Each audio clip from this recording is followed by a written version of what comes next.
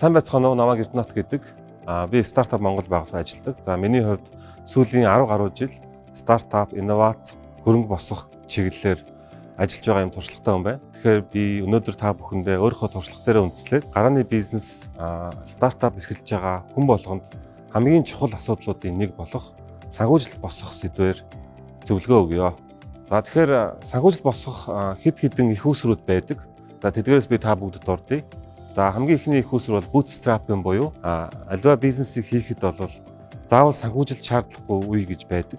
За тэрэн шиг бизнесийн үйл ажиллагаагаа зардал гаргахгүйгээр өөрийн нөөц болцоо гарын доорх материалаа ашиглаад хийдэг юм аргачлалыг бол bootstrapping гэж нэрлэдэг. За хоёрдугаарт бол гэр бүл, найз нөхөд хамаатан саднаасаа зээлэх, авах, за өөрийн хадгаламжийг ашиглах хэлбэрээр бизнесээ санхүүжүүлэх бас боломжтой. За 3 дугаарт бол краудфандинг буюу олон нийтээс мөнгө босгох юм арга байгаа. За энэ бол хөвчлэн олон улсад бол өргөн хэрэглэгддэг. Монголд бол яг энэ чиглэлийн платформ бол гараагүй байна. Одоо Kickstarters, Indiegogo гэх мэт олон улсын платформ байдаг. Гэхдээ Монголд бол энэ одоо хараахан дэлгэрээгүй юм аргачлал байгаа. Дараагийнх нь бол мэдээж зээл. Энэ бол Монголд нэлээд өргөн дэлгэр байдаг. Гэхдээ зээл нь бол стартапуудын хувьд бол авах хэцүү байдаг. Яагаад гэвэл стартапууд маань бол барьцаа өрөнгө байдаггүй, бизнесийн туршлага байдаггүй учраас банкны шаардлагыг хангах тал дээр маш хэцүү байдаг. За дараагийн их үүсвэр бол тэтгэлэг буцалтгүй тусламжууд байгаа. Энэ бол сошиал стартап буюу танай бизнесийн чинь зорилго нийгмийн асуудлыг шийдвэрлэх чиглэсэн байх юм бол энэ бол маш тохиромжтой санхүү их үүсвэр байдаг. За энэ маань юу юм бэ гэхээр олон улсын байгууллага болон төрийн байгууллагууд нийгмийн асуудлыг шийдэж байгаа стартапуудад зориулаад бусалтгүй тусламж тэтгэлгүүдийг зарладаг байгаа. Тэгэхээр эдгээрээс бол авах боломж маш их өндөр байдаг. За Монгол улсад бол яг энэ төрлийн тэтгэлгүүд бол маш ихээр ингээд зарлагддаг болсон байгаа. За дараагийн их үүсвэр бол хөрөнгө оруулалт байгаа. Ангил хөрөнгө оруулалт байгаа. За энэ их үүсвэр бол та өөрийнхөө хувьцааг зарах байдлаар хөрөнгө оруулалт татах юм үйл явцыг хэлж байгаа. За энэ бол тухайн стартап өөрийнхөө бүтээгдэхүүнийг туршаад зах зээл дээр гаргаад тодорхой хэмжээний борлуулалтын орлоготой болцсныхаа дараа энэ хөрөнгө оруулалтыг татвал маш оновчтой байдаг. За Монголд бол энэ төрлийн хөрөнгө оруулагчнууд бол нэг үе бодвол маш ихээр байдаг болсон. Үүний дараагийн их үүсвэр бол хурцлах хөтөлбөр болон инкубаторуудад хамрагдах байгаа. Тодорхой стартапуудыг элсүүлж аваад за тэдгээртээ бол тодорхой хэмжээний санхүүгийн дэмжлэг үзүүлэхээс гадна тухайн гарааны бизнесийн заавал гарах тэр зардлуудыг нь өмнөөс нь шийдэж өгөх. Одоо жишээлбэл маркетингийг нь хийж өгөх те. За мөн офисоор хангах гэх мэтчлэн иймэрхүү байдлаар санхүүжилт хийдэг юм байгууллагууд байдаг. За дараагийнх нь бол хөрөнгө оруулалтын сан хөрөнгө оруулалт байгаа, венчур хөрөнгө оруулалт гэж нэрлэдэг. За энэ бол тухайн бизнес амьдралынхаа мөчлөгийг нэлээд mature буюу төлөвшсөн үедээ энэ хөрөнгө оруулалтыг агуулгах зүгээр. За илүү том хөрөнгө оруулалт шаардлагатай үедээ энэ хөрөнгө оруулалтыг хувьцаагаа зарах байдлаар авах боломжтой. За Монголд бас энэ хөрөнгө оруулалтууд бол нэлээд түгээмэл болсон байгаа. За мөн томоохон байгууллагуудаас хөрөнгө оруулалт авах боломжтой. Монголд бол MCS Group, Tesla Group гэх мэтчлэн томоохон корпорациуд стартапуудад хөрөнгө оруулаад эхэлчихсэн байгаа. За дараагийнх нь бол мэргэжлийн хөрөнгө оруулагч сангууд байгаа. За энэ бол нэлээд компани томорсны дараа нэлээд том хөрөнгө оруулах шаардлагатай үед бол энэ их үүсвэрийг ашиглах боломжтой. За хамгийн сүүлийнх нь бол IPO буюу олон нийтэд хувьцаа санал болгох хөрөнгийн бирж дээр нээлттэй компани болох гэсэн. Ийм эдгээр их үүсвэрүүд байдаг бахнэ. За тэгэхээр гарааны бизнес маань хөрөнгө босгох үйл явц нь тодорхой үе шатуудыг дамждаг байгаа. Тэгэхээр тэдгээр үе шатуудын талаар ярив. Тэгэхээр ангел раунд буюу эхний үе шатанд бол яадаг вөхөр. За Монголд бол хөвчлэн нэг 50 хүртэлх сая төгрөгийг энэ үед босгодог. За энэ үед бол энэ босгосон мөнгөөрөө юу хийдэг вэ гэхээр өөрийнхөө санааг илүү турших, за тэрийг бүтээгдэхүүн болгож хөгжүүлэх, за тэр бүтээгдэхүүнээ яг хэрэглэгчийн сэтгэл санаанд нийцэж гинөө гэдгийг турших ийм зорилготой үе байдаг. Тэгээд энэ үед бол ихвчлэн танил найз нөхдөөсөө босох өөрийнхөө хадгаламжаас ашиглах за мөн ангил хөрөнгө оруулагч нар за тэр гих мэтчлэн их үүсрүүдийг ашигладаг байгаа. За дараагийн үе шат бол өрсөлдөөний үе буюу seed round гэж нэрлэдэг. За энэ үе байгаа. За энэ үед бол ихвчлэн Монголд бол 50-аас 500 сая төгрөгийн хөрөнгө оруулалтыг босгодог. За хөрөнгө оруулалтаа юунд зардаг вэ гэхээр зах зээлээ турших. За тэгээд тэр бүтээгдэхүүнээ хүргэх сувгийг баталгаажуулах гэх мэтлэн зүйл зарцуулдаг байгаа. За энэ үед бол илүү хөрөнгө оруулагч нараас мөнгө босгодог байгаа. За дараагийн үе шат бол Series A, B, C гэдээ явдаг. За энэ үед бол илүү томоохон хэмжээний мөнгө босгоно. 500 саяас 5 тэрбум хүртэлх байдаг хөвчлөө. За тэгээд энэ үед бол илүү өсөлт хийх тийм ээ. Одоо компани томруулах ийм зүйл бол зарцуулдаг байгаа. За тэгээд энэ үед бол илүү мэрэгжлийн хөрөнгө оруулагч нар томоохон сангуудаас мөнгөө босгодог байгаа. За хамгийн сүүлийн үе шат бол IPO буюу хувьцаа гаргах үе шат байгаа. За энэ үед бол 5 тэрбумаас дээш мөнгийг хвчлэн босгодог. За тэгээд энэ үе шатанд бол зах зээлээ одоо эзлэх, зах зээлд өөрийн байр суурь олох ийм үе шат байдаг. Тэгээд мэдээж мөнгө босгохыг хүсвэл олон нийт бүх одоо хүмүүсээс гэсэн үг тийм ээ.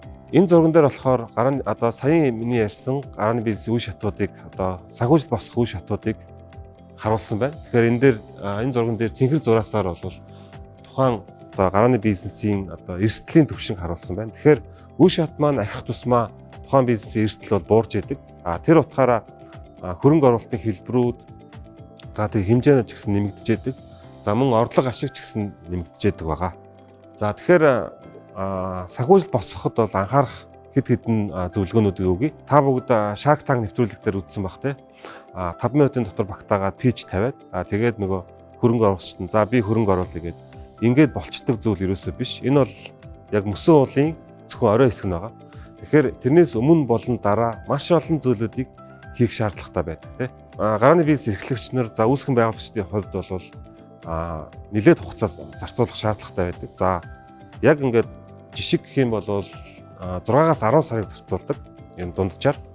За тэгээд хэрвээ танай компани нэгээс олон үүсгэн байгуулагчтай бол одоо нэг юм уу хоёр үүсгэн байгуулагч илүү яг хөрөнгө босгох энэ ажил дээр төвлөрч бүтэн цагаар ажиллах хэрэгтэй. Тэгэхгүй бол мөнгө босгох ажил маань тийм амжилттай болдгоо л дээ.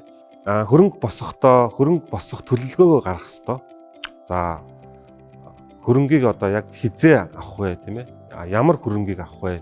Тэрийг одоо хинээс авах вэ? За юунд зарцуулах вэ гэдэг. Энэ бүх зүйлүүдэд маш сайн төлөвлөх хэрэгтэй, төлөвлөгөө гаргах хэрэгтэй. Дараагийнх нь бол гэрийн даалгавраа маш сайн хийх хэрэгтэй. Гэрийн даалгавар буюу одоо за яг ингээ хөрөнгө оруулалтаа уулзаад pitch тавьж явах, найраа хийж явах явцдаа бол хөрөнгө оруулагчид маш олон асуултуудыг асуудаг. Тэгэхээр тэдгээр бүх асуултуудад яг бэлэн байх хэрэгтэй. Ер нь бол олон хөрөнгө оруулагчтай уулзаад явах тусам илүү тэр асуултууд хариулахад улам бэлэн болоод байдаг л та. Тэгэхээр гэрийн даалгавраа сайн хийх хэрэгтэй. За дараагийнх нь болохоор аль болох олон хөрөнгө оруулагчтай уулзах хэрэгтэй. За ер нь бол яг нэг раунд буюу нэг үе шатанд бол хөрөнгө босгоход 50 орчим хөрөнгө оруулагчтай уулздаг тий. Ер нь бол ийм хүлээлттэй байх хэрэгтэй. 50 хөрөнгө оруулагчтай уулзлаа. За тэгвэл 50 хөрөнгө оруулагчаас за 10 нь хөрөнгө оруулах гэдэг шийдвэр гаргалаа тий. За тэгвэл тэр 10-аас 5 ч юм уу тий яг хөрөнгө оруулалтын гэрээнийхээ шатанд очлоо. За тэгээд тэндээс нэг юм уу хоёр нь гэрээ байгуулж хөрөнгө оруулалтынхаа гэрээг байгуулдаг тий. Яг иймэрхүү хүлээлттэй байх хэрэгтэй. Тэгэхээр аль болох олон хүнтэй хөрөнгө оруулалттай уулзах нь. Дараагийнх нь болохоор маш чухал асуудал байгаа. Энэ бол за хөрөнгө оруулагчийг зөвхөн мөнгө гэж харах хэрэггүй. Хөрөнгө оруулагч бол зөвхөн мөнгө өгөхөөс гадна тухайн стартапууд өөр олон үн цэнийг өгдөг байх хэвээр. Хөрөнгө оруулагч бол танаа хамтрагч байх хэвээр. Ирээдүйд тийм ээ. Бизнес чинь нэг хэсэг. За бизнесийг чи олон нийтэд сурчлах, бизнесийг дараагийн шатнд гаргах тэр болгон дээр тусалдаг байх хэвээр. Танаа бизнесийн ментор, хамтрагч, туслагч чинь байх хэвээр тийм ээ. Тэгж харах хэрэгтэй. Хөрөнгө оруулагч нар бол маш олон төрөл байдаг. Янз бүрийн зорилготой, янз бүрийн хэлбэртэй юм хөрөнгө оруулагч байгаа. За тэгэхээр хөрөнгө оруулагчийн хэлбэр маань ямар байдг вэ гэхээр за нэгдүгээрт бол зөвхөн одоо мөнгө олох зорилготой юм хөрөнгө оруулагч байдаг тий. Одоо танаа бизнес 100 саяг оруулаад 3 жилийн дараа 500 сая болгоод өсгөөд гарах ийм сонирхолтой бас хөрөнгө оруулагч байдаг. Мөн зөвхөн мөнгө биш, мөнгөн бусад үн цэнүүдийг харж хөрөнгө оруулах бас хөрөнгө оруулагч нар байдаг. Дараагийнх нь бас нийгэмд үзүүлэх үр нөлөөг хардаг ийм хөрөнгө оруулагч байдаг тий. За танаа бизнест хөрөнгө оруулснаар нийгэмд ямар үр дүн үзүүлэх юм бэ? Ямар одоо үр ашиг бий болох юм? Хүмүүсийн амьдралыг яаж өөрчлөх вэ? Эсвэл одоо миний хүүхдүүдэд ямар ач тустай юм бэ гэдэг талаас нь хардаг ийм инвесторууд бас байдаг. Сонирхол сэтгэл хөдлөлтөд автаж хөрөнгө оруулдаг ийм хөрөнгө оруулагчнууд байдаг л та. Жишээлх юм бол хөл өмг дуртай хүн байх юм бол жишээ нь хөл өмгийн хөлөвт те хөрөнгө оруулахад бол тэр бол ашиг ерөөс харахгүй зөвхөн сонирхлоосоо болж хөрөнгө оруулдаг. Ийм төрлийн бас хөрөнгө оруулагчнууд байдаг. Тэгвэл танаа бизнес яг тэр чиглэлээр таарч байвал тэр чиглэлийн хөрөнгө оруулалтыг авах магадлал илүү өндөр болно гэсэн. Дараагийнх нь бол стратегийн хөрөнгө оруулагч нар гэж байдаг. За тэр нь бол танаа бизнест оруулснараа зөвхөн ашиг биш, тухайн бизнесийн одоо хувь хүнд нь эсвэл тухайн компанид нь ямар давуу тал, ямар ач тус бий болох юм бэ? Ямар синержи үүсгэх гэдгийг хардаг те. За танай компанид хөрөнгө оруулснаар өөрийнх нь компани борлуулалт нэмэгддэг. Эсвэл нэр хүнд нөсдөг те. Эсвэл одоо тодорхой хэмжээний нэг одоо хэцүү үйл ажиллагаа нь автоматчих ч юм уу, зардал нь хөгжлөгдөх ч юм уу. Тийм байдлаар хардаг бас стартап хөрөнгө оруулагч нар байдаг. Тэгвэл та бүгд бас хөрөнгө оруулалтаа сонгохдоо яг хоорондоо синержи үүсгэхээр хөрөнгө оруулагч байвал хөрөнгө оруулалт авах магадлал илүү өндөр болно гэсэн. За тэгээд мөн хамгийн сүүлд нь болохоор уламжлалт хөрөнгө оруулагч нар гэж байдаг. За тэр нь бол илүү одоо танаа бизнесийг 50-аас дээш хувийг авъя ч гэдэг юм уу те. Эсвэл юу гэдэг хэрвээ хөрөнгө оруулчих тэгээд амжилтгүй болох юм бол буцаагаад надад хүүтэй нөгөөрөө ч гэдэг юм. Иймэрхүү төрлийн хөрөнгө оруулагч нараас Монголд нэлээд их байдаг. Тэгэхээр иймэрхүү хөрөнгө оруулагчдаас бас аль болох хөрөнгө оруулалт авахгүй бол зүгээр гэж би бас зөвлөмөр байгаа. Яг стартапын хувьд тийм ээ. Хөрөнгө оруулалт авах процесс маань бас хэд үе шаттай үргэлжилдэг байгаа. За тэгэхээр хамгийн эхлээд бол хөрөнгө оруулагчдаа зөв сонгож онилох хэрэгтэй байгаа. Ямар хөрөнгө оруулагчтай уулзах гэдэг чагсаалтаа гаргана. За дараа нь тэдгээр хөрөнгө оруулагчдаа боожуулах буюу өөрсдийнхөө мэдээллийг өгөх те. Өөрсдийнхөө талаар үнэн зөв мэдээллүүдийг өгөх ийм үе шат байгаа. Энэ үе шат бол айгүй чухал. За хөрөнгө оруулагчнаа болоод ихэвчлэн одоо багыг хардаг те. Тухайн бизнес эрхэлж байгаа хүмүүс хин юм бэ гэдгийг хардаг. Тэгэхээр өөрийгөө тэр хүмүүст илүү ойлгуулах те, таниулахыг одоо өмнөөс хийх хэрэгтэй. За тэгээд мөн мэдээж цаг авч одоо pitch буюу найраагаа хийх байгаа. Энэ дээр бол маш сайн бэлдэх ёстой. Энэ бол тусдаа шинжилгээ байдаг те. Энэ дээр бол маш сайн бэлдэх ёстой. За тэгээд хөрөнгө оруулалтын танилцуулга тавиад тэндээс одоо хөрөнгө оруулъя гэдэг шийдвэр авлаа гэд хангалтгүй. Тэрнээс хойш зөндөө процесс явагдана. За тэрний дараа бол одоо due diligence буюу хянан шалгах процесс явагддаг. Тэгээд тэрний өмнө нууцлалын гэрээ гэж байгуулдаг. За тэр нь одоо ямар зорилготой вэ гэхээр стартапын одоо нууц мэдээллүүдийг хөрөнгө оруулагч задлах байх. Хөрөнгө оруулагчийн мэдээллийг мөн нөгөө тал задлах байх гэдгийг харилцан тохиролцож байгуулдаг байгаа. Тэрний дараа term sheet гэдэг маш чухал зүйл байгаа. Харилцан ойлголцлын бичиг гэх юм уу те. За энэ бичгийг бол яг гэрээний хүчин төгөлдөр биш. Гэхдээ маш чухал бичиг баримт байгаа. Яг одоо найрааны үеэр юу тохирсон гэдгээ хоёр тал бичиж одоо тэр due diligence буюу хянан шалгах процесс явагдаад хөрөнгө оруулалт босох хүртэлх хүчнтэй байдаг юм бичиг баримт байгаа тийм. За энийг маш зөв байгуулах хэрэгтэй. За дараа нь бол шинжилгээ онцлогооны хэсэг явагдана. Яг pitch дээр ярьсан зүйл чинь үнэн байна уу, худлаа байна уу тийм. Танай компани өртөө юм уу гэдэг. Тэрийг нь одоо хөрөнгө оруулалт шалгадаг юм процесс. Дараа энэ одоо амжилттай явсны дараа хөрөнгө оруулалтынхаа гэрээг зурна. За ингээд улсын бүртгэлийн ажлууд яваад ингээд хөрөнгө оруулалт процесс маань дуусч байгаа маань. За санхүүжилт босгох үйл явц маань өөрөө тийм амар зүйл биш мэдээж хэцүү. Гэхдээ та бүгд яг зөв аргачлалаар нь ууггүй хөдөлмөрлөх юм бол та бүгдээрээ санхүүжилт босгож бизнесийн амжилтанд хүрэх боломжтой байгаа. Тэгээ та бүгдэнд нь амжилт хүсье, баярлалаа.